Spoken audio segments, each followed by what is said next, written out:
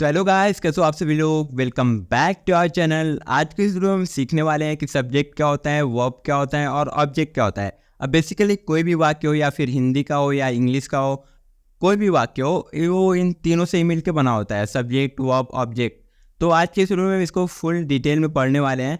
और ट्रांसलेशन अगर आप बनाते हो हिंदी से इंग्लिश या इंग्लिश से हिंदी, तो उसमें भी इसका एक इम्पोर्टेंट रोल होता है। क्योंकि जब जो रूल होता है ट्रांसलेशन बनाने का, तो उसमें एक स्टेप वाइज होता है, जिसमें सब्जेक्ट पहले, उसके बाद जो हेल्पिंग वर्ब्स होंगे, उसके बाद वर्ब होंगे, उसके बाद ऑब्जेक्ट होंगे।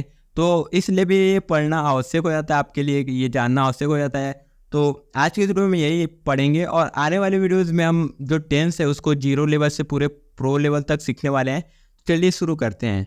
और राइट गाइज, अभी हम आ चुके हैं अपने नोट्स पे।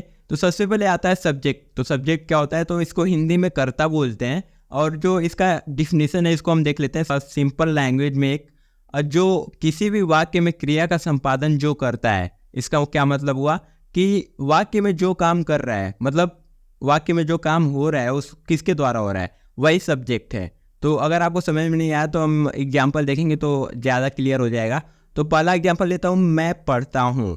पहला एग्जाम्पल है मैं पढ़ता हूँ। तो इसमें जो पढ़ने का कार्य है वो किसके द्वारा हो रहा है, सिर्फ बेसिकली मेरे द्वारा हो रहा है, मैं के द्वारा हो रहा है। तो इसमें जो सब्जेक्ट हो जाएगा वो हो जाएगा मैं, आई।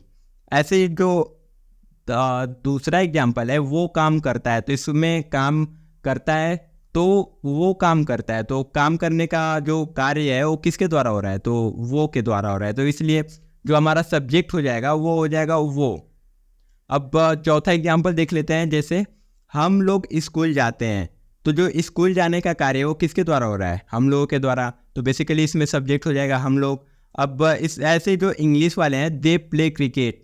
तो इसमें जो क्रिकेट खेलने का जो कार्य हो रहा है वो किसके द्वारा हो रहा है, तो वे लोगों के द्वारा। तो इसमें जो सब्जेक्ट होगा वो हो जाएगा वे, दे हो जाएगा। ऑलराइट गाइस, आई होप आप सभी को समझ में आ गया होगा। अब देखते हैं वर्ब क्या होता है। अब जो वर्ब है उसको हिंदी में क्रिया बोलते हैं। अब जो वर्ब का डिफिनीशन है उसको देख लेते हैं हम, कि किसी भी वाक्य में सब्जेक्ट के द्वारा जिस काम को किया जाता है उसे वर्ब कहा जाता है। अब जो इसका एग्जाम्पल है, उसमें पहला एग्जाम्पल देख लेते हैं, मैं पढ़ता हूँ।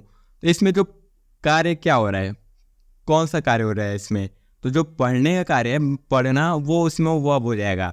वर्ब मतलब आप समझो कि काम, कौन सा काम हो रहा है। तो जो मैं पढ़ता हूँ उसमें कौन सा काम हो रहा है, पढ़ने का, तो हो जाएगा वर्ब, क्रिया। क्रिया मतलब बोले तो काम, कोई काम। अब जैसे दूसरा एग्जाम्पल देखते हैं, वो काम करता है, तो मतलब काम करना, ये हो जाएगा वर्ब।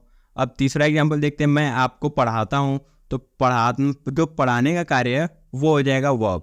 अब जो पांचवा एग्जाम्पल है उसको भी देख लेते हैं, वे लोग क्रिकेट खेलते हैं। तो खेलना जो है वो हो जाएगा वर्ब, क्रिया, काम। तो आप नोट्स में देख सकते हो, जो वर्ब होते हैं वो 5 प्रकार के होते हैं। इसमें first form, second form, third form, fourth form और फिफ्थ फॉर्म होता है। तो जो मैंने आपको एक एग्जांपल दिया हुआ है गो का, तो जो गो है वो फर्स्ट फॉर्म है, वेंट है वो सेकेंड फॉर्म है, गॉन है वो थर्ड फॉर्म है। ऐसे ही जो फोर्थ फॉर्म है वो गोज है, और फिफ्थ फॉर्म गोइंग है। तो ये अभी बेसिकली हम जब टेंस पढ़ेंगे तो इसको डिटेल में समझेंगे। अभी ये जो गो है मतलब वो जाना, जो वेंट है वो मतलब पास्ट टेंस के लिए यूज होता है, गॉन फ्यूचर में होता है। ऐसे मतलब जब टेंस पढ़ेंगे तो समझ में आ जाएगा, अभी इसको इग्नोर करते हैं। अब जो थर्ड नंबर पे आता है ऑब्जेक्ट, कर्म। तो कर्म का जो डिफिनीशन है वो देख लेते हैं।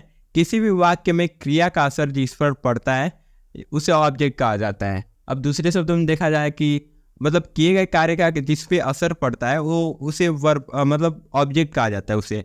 मतलब जो वर्ब, जो क्रिया है ना, उसका असर जिस पे पड़ेगा वही ऑब्जेक्ट है। अगर आपको समझ नहीं आया तो जो एग्जाम्पल देखेंगे हम, उससे आपको क्लियर होगा ज़्यादा।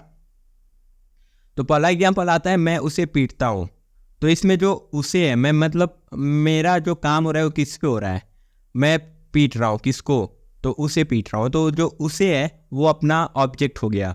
अब जैसे मैं आपको पढ़ाता हूँ, तो मैं किसको पढ़ा रहा हूँ, आपको पढ़ा रहा हूँ ना। मेरा जो क्रिया हो रहा है वो किस पे हो रहा है, आप पे हो रहा है।